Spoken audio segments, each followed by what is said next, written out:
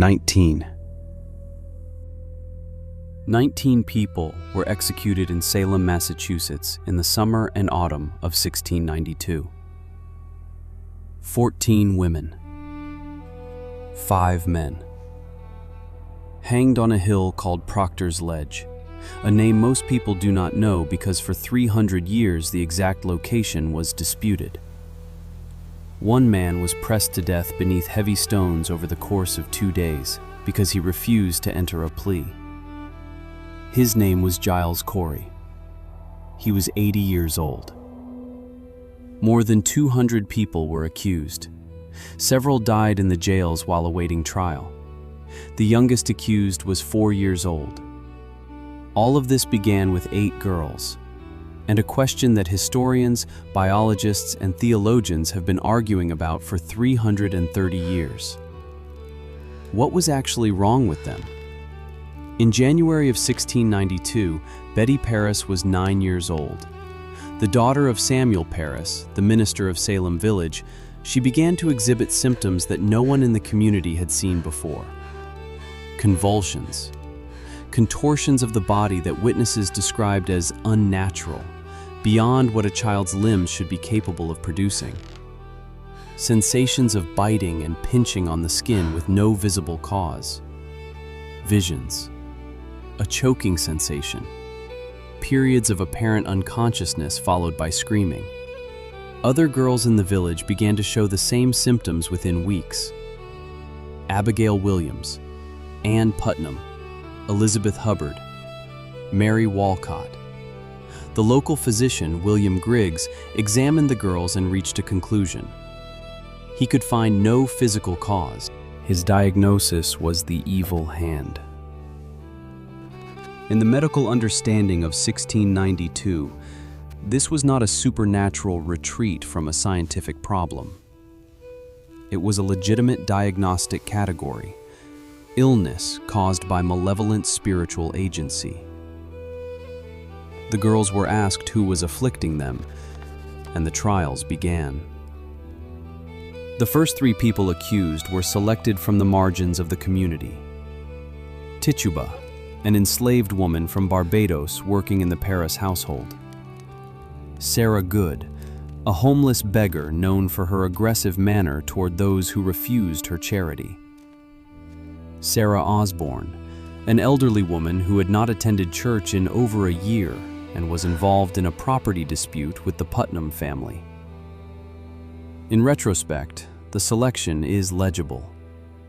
The first accused were people the community had already marginalized, people whose social position offered them little protection, people whose accusation would generate minimal resistance. Tituba confessed. Under questioning, the nature of which the records describe but do not fully document, she provided a detailed account of meeting the devil, signing his book, and riding through the air with the other accused. Her confession was not simply compliance. It was, possibly, survival strategy. The Puritan legal system of 1692 held that a confessing witch who named others and showed repentance was spared execution. The ones who maintained their innocence were the ones who hanged. This created a logic that fed itself. Confession meant survival. Confession required naming others. Naming others expanded the circle of the accused. The expanded circle produced new pressure for more confessions. By the summer of 1692, the accusations had moved far beyond the margins of Salem Village. Respected churchgoers, former ministers, a 4-year-old girl named Dorcas Good, the daughter of the already accused Sarah Good, who spent 8 months in chains in a Boston jail before being released. She was never the same afterward. 5 witnesses. 5 different explanations for what happened in Salem Village.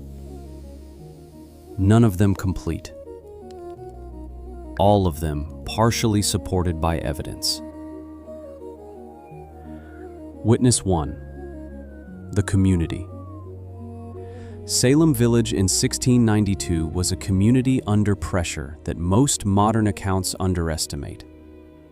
A recent war with the Wabanaki Confederacy had ended with devastating raids on nearby settlements. Several of the afflicted girls had lost family members in those raids, or had witnessed violence directly. The colonial charter had been revoked. Political instability. A smallpox epidemic the previous year. A community that had, within living memory, watched neighboring towns burn, and which understood itself to be surrounded by threats it could not control. Historians who read the trial records find a community already primed for catastrophe before the first girl showed a single symptom. If you want the history that goes beneath the surface, the biology, the politics, the version that doesn't resolve neatly, subscribe to The Past Restored. This channel publishes regularly, and the next episode follows another crisis where the line between natural and supernatural was not as clear as we would like. Now, back to Salem. Witness 2. The Ergot Hypothesis. In 1976, a doctoral student named Linda Caporael published a paper in the journal Science. Her argument was straightforward, and it changed the conversation about Salem permanently. Claviceps purpurea, the fungus commonly known as ergot, infects rye grain under specific conditions. Warm, damp spring, followed by a wet summer. The conditions of the Ipswich River Valley in 1691 and 1692. When ergot-infected grain is consumed, its alkaloids produce a syndrome with a documented range of symptoms. Convulsions, burning sensations on the skin, historically called St. Anthony's fire. Visions, altered perception, sensations of being touched or bitten with no physical cause. The symptoms the girls described. Caporael also noted that the afflictions stopped in the late autumn of 1692, which corresponds with the exhaustion of the previous year's grain stores and the consumption of the new harvest. The hypothesis is compelling. It is also contested. Witness 3. The Skeptics. Historians Nicholas Spanos and Jack Gottlieb responded to Caporael in the same journal.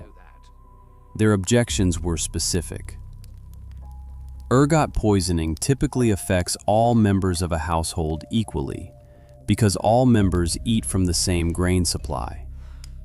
In Salem, the afflictions were selective. The girls showed symptoms. The adults in the same households, mostly, did not. They also noted that the pattern of accusation followed social fault lines, property disputes, family rivalries, the geography of who lived on which side of the village, in ways that suggest social dynamics as a more complete explanation than a contaminated grain supply. Witness 4. The Psychology. Mass psychogenic illness, formerly called mass hysteria, is a documented phenomenon.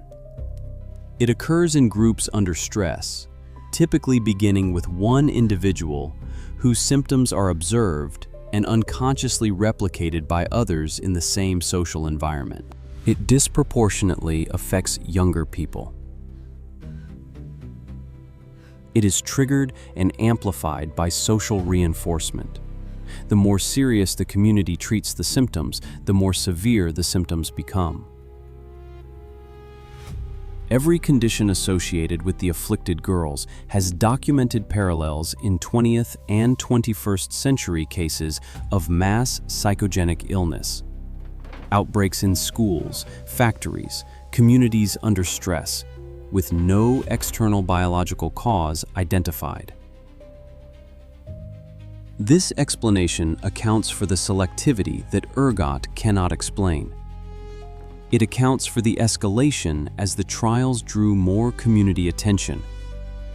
It accounts for the eventual cessation as institutional authority intervened and the social context changed. Witness 5. The combination. Some researchers now argue that the most accurate account is not a single cause, but a collision. A community already destabilized by war, disease, and political uncertainty. A possible biological trigger in the food supply that initiated symptoms in a small group. A social and religious framework that provided the only available interpretation, witchcraft. And that, once activated, generated its own momentum completely independent of any original cause. What this model suggests is that the question, what caused Salem, may be the wrong question. The better question may be, what removed the normal social breaks that would have stopped the accusations before they reached 200 people? The answer to that question is not a fungus. It is a community that had run out of the ordinary mechanisms for managing fear. The biological spark, the social fire. The trials ended in October of 1692. Governor William Phips dissolved the special court after his own wife was named as an accused. The court had operated on a legal foundation that its own critics had questioned from the beginning. Spectral evidence. Spectral evidence was testimony about what a person's spirit, their specter, had done in a dream or vision. If a girl testified that the specter of Rebecca Nurse had come to her bedside and pinched her, that testimony was admissible in court. Rebecca Nurse could not disprove it. No one could.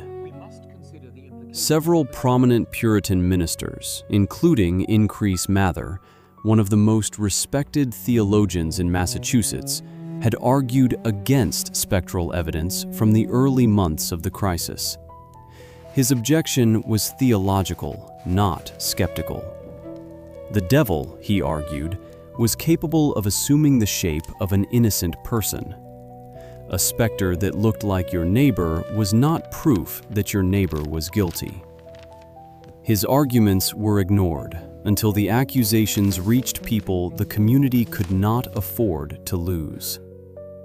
When the wife of the governor was named, the court stopped within weeks. In 1711, the Massachusetts colonial government passed a bill reversing the attainders, the legal condemnations, of most of the executed. Their families received modest compensation. Several of the accusers eventually made public statements of regret. Anne Putnam, who had been one of the most active accusers, stood before her congregation in 1706 and read a statement acknowledging that she had been under a delusion.